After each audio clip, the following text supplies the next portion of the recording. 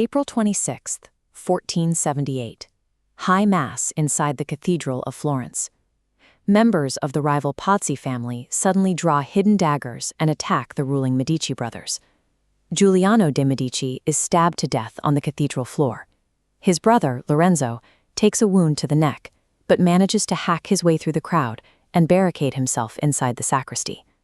Executing an assassination in the middle of a sacred religious service seems unthinkable today, but the conspirators had a specific tactical reason. Renaissance rulers were surrounded by heavily armed guards and locked in fortified palaces. A packed church service was the only time they were exposed to the public. Beneath the frescoes and the statues, the Renaissance operated on a foundation of calculated physical violence. The men who drew those blades came from the highest tiers of society. They were wealthy rival bankers and highly educated scholars who read Latin and Greek. They read ancient Roman histories and modeled themselves directly after assassins like Brutus and Catiline. They viewed killing a tyrant as a sacred duty, a guaranteed path to eternal historical glory. To understand Lorenzo de' Medici's Florence, you have to look at both sides of this coin. Here, the highest philosophical ideals were funded by the exact same people engaging in ruthless physical survival. Lorenzo survived the cathedral, but his city was immediately pushed to the brink of ruin. Pope Sixtus IV, who had quietly backed the assassination plot, excommunicated Lorenzo and allied with King Ferrante of Naples to declare war on Florence. Facing a massive army and domestic panic, Lorenzo made a staggering gamble. He left Florence, boarded a ship, and sailed directly into enemy territory to negotiate with King Ferrante in person. He was placing himself entirely in the hands of a man legendary for his cruelty.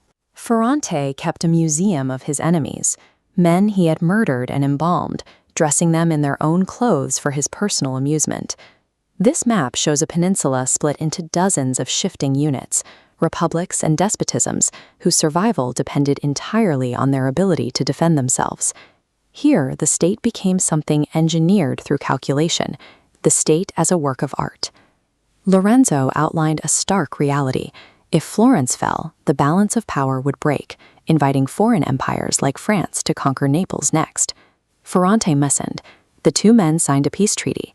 Lorenzo returned to Florence an absolute hero, having saved his city without winning a single battle, engineering a masterpiece of modern diplomacy. While Lorenzo navigated this cutthroat geopolitical landscape outside, he built a very different world behind the walls of the Medici palace. He financed scholars like Marsilio Ficino, creating a sanctuary that became known as the Platonic Academy. Here, the brightest minds of the era gathered to translate ancient Greek texts and discuss the nature of the human soul. Into this circle stepped a young philosopher named Giovanni Pico della Mirandola. He wrote a text called The Oration on the Dignity of Man, proposing a new way to view humanity's place in the universe. Pico shifted the focus of philosophy away from our fixed place in a divine hierarchy. He argued that God did not bind humans to any prescribed form or necessity. We alone have the power to sink to the level of mindless beasts or rise through our own intellect to become divine. These two extremes existed side by side. In the streets, rulers fought tooth and nail for physical survival.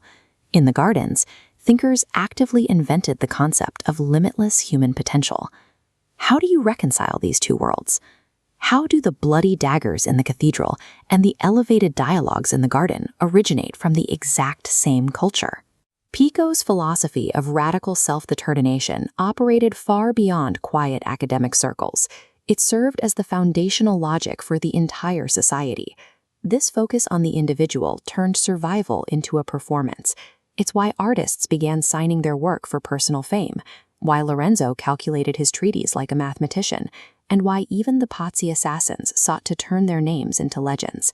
Lorenzo the Magnificent embodied this tension perfectly, bridging the gap between a benevolent patron of beauty and a calculating political operator. He was a man who used an unapologetic force of will to manipulate the survival of his city, secure his family's grip on power, and deliberately shape the cultural memory of Europe. The Renaissance created a world where the highest philosophical freedom coexisted with the lowest political crimes. leaving behind the template for an individual who answers only to their own intellect and ambition.